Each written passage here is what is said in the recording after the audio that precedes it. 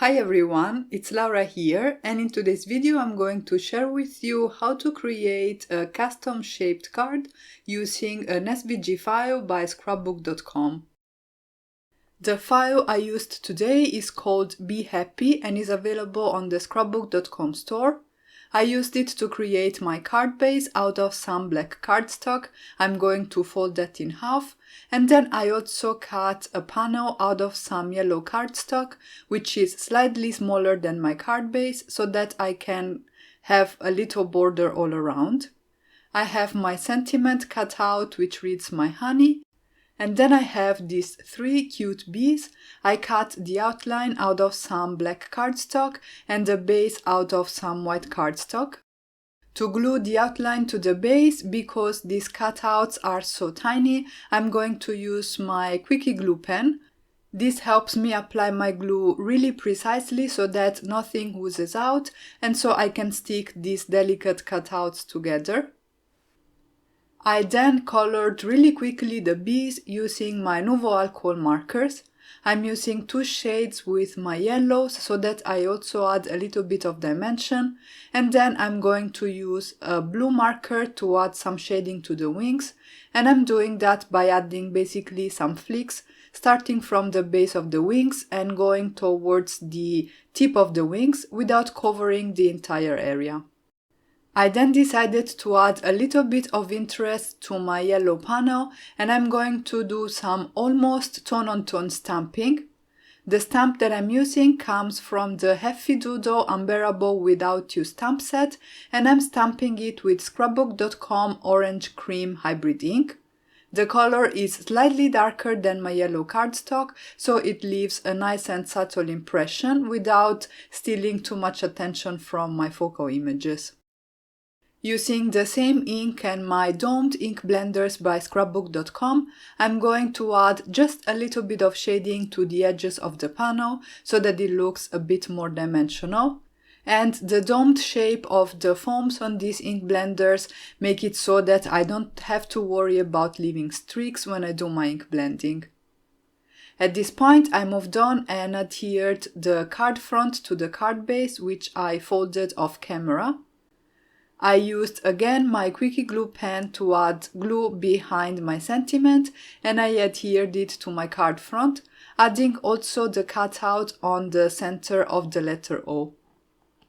To spice up the sentiment even more, I decided to go in with my alcohol markers and add some extra color and shading. I picked yellow markers that weren't going to be too much darker than the background because I want a subtle effect, and I blended them out from the outside portion of the heart towards the center, keeping the center lighter. I couldn't resist and I had to add this cute bear from the Unbearably Without You stamp set by Heffy Doodle, which by the way right now is on clearance on scrapbook.com, so you can get it for a very cheap price. I stamped it with premium dye ink by scrapbook.com on some Nina Solar White 110 pounds cardstock, and I did some quick coloring with my Nouveau alcohol markers, this time using shades of brown. If you watched my video from yesterday, you'll probably know this already, so I'll keep this short, but in case you missed the announcement, I wanted to let you know that there are some sales on scrapbook.com at the moment. It is pre-Black Friday week sale, and you can get some really good bargains on some of the hottest items of 2019. You can get a free die by Sizzix today, and you can also get a free SVG file that I featured in yesterday's video. In case you didn't watch the video, I will link it in the description box down below, and there you will also find a link to a video in which I explain how to use SVG files with the scan and cut machine, in case you haven't watched that either.